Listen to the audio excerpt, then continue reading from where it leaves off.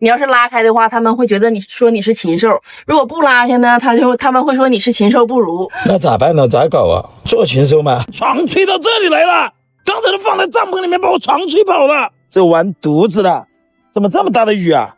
这咋办呢？这咋办呢？这水流成河，这么大的水，还是得有个车啊！我跟你们讲，这电闪雷鸣的，你没个车，你真的是不安全。哇，这个洗澡帐篷也吹烂了，这全是水，现在进都进不去了。幸好我把东西拿出来了，衣服拿出来了，这里面今天晚上是睡不成了，我赶紧去木木车上，看木木车上能不能躲一躲。我跟大家讲一点，在户外露营呢，一定要注意安全。像这种天气，你睡到半夜的时候啊，如果突然的狂风大暴雨，真的是挺危险的。所以大家要注意天气预报，尽量的搭在屋檐下，不要搭在空旷的地方。我们赶紧去找木木，谁呀？妈，你没锁门呐？我忘锁门了。我的妈！外面狂风暴雨把我帐篷吹跑了。我的天哪，你快上来呀！你看老大的雨了，老吓人呐！那闪电从我旁边溜过去了，全湿了。你看，哎呀，那你坐前面啊。我先把身上水搞干吧，好不好？我出来的时候我还不忘记把包背出来了。你还挺聪明的。要不然你等下吹跑了，明天没衣服穿了。没衣服穿了。上演皇帝的新装我干不出来。你坐那儿吧，坐这儿。好，你别管我，你该忙。你睡呗。我不睡了。都半夜12点了，你不睡？哦，不睡了。那我送你去宾馆吧。下这么大的雨，你送我去了，我不得把你送回来吗？这一晚上折腾够呛的了。那一宿都别睡了，就开始吧。我送你吧，你再次给我送回来。这车你别惦记，要不然那咋整啊？那实在不行的话，要不然就是拉个帘儿，你在这儿住，然后我在这儿住，行吗？我就睡前面，就睡前面这个副驾驶，你看行吗？和主驾驶这两个位置，那你就睡后面啊。这个帘子我感觉好像可以啊，也看不见。如果这一晚上我这个帘子不拉开，他们会不会说啥？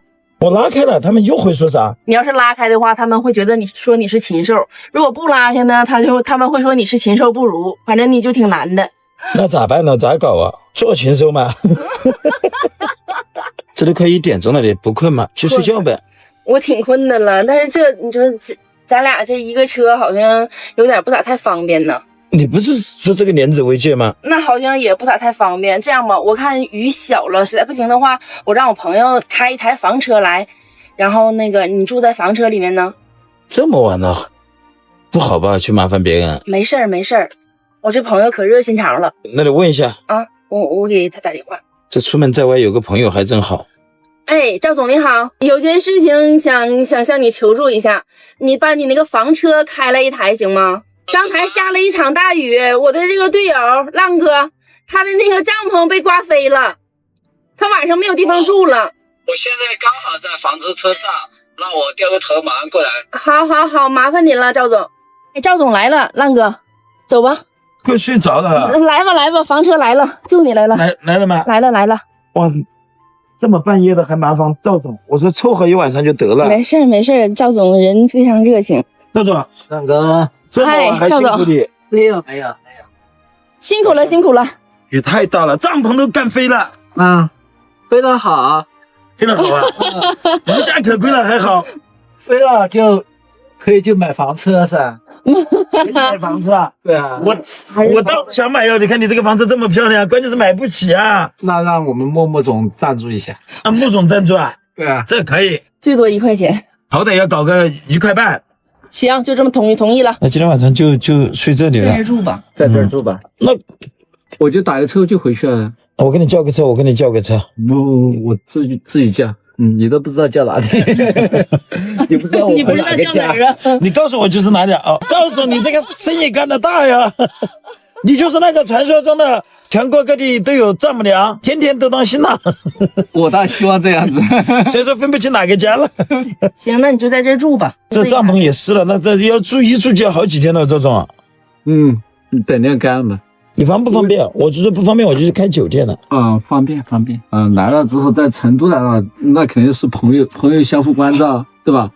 到时候我来外地找你，那肯定要找你麻烦的。热烈欢迎你来找我麻烦。朋友之间就是相互照顾。那这个就是到时候哇，充电直接充电就可以了啊。对，挺好挺好啊。那真的是行，那就收拾一下吧，收拾一下。那出门在外真还得有2个朋友。咱俩这一路境遇好人呢，浪哥。真的是。那我上陌陌车了哈。好。那辛苦了。周总，这么大的雨也不好打车了。就直接把你送过去了。好的，反正我也没事。我先回公司去开我的车，小车。你公司还有车是吧？对。好了，行，到赵总公司了啊。现在都快1点钟了，真的是辛苦了。哎呦，那就辛苦你开回去了哈。我倒不辛苦你开来开去，早点休息，赵总。辛苦了，早点休息。好的啊，好，拜拜。兄弟们，真的是挺感谢这帮朋友的。你看，狂风暴雨的，帐篷也住不了。老板呢特意开了一部电车，电也充满了，然后还有床，直接可以睡了。真的，在这里祝好人一生平安呐，好人有好报。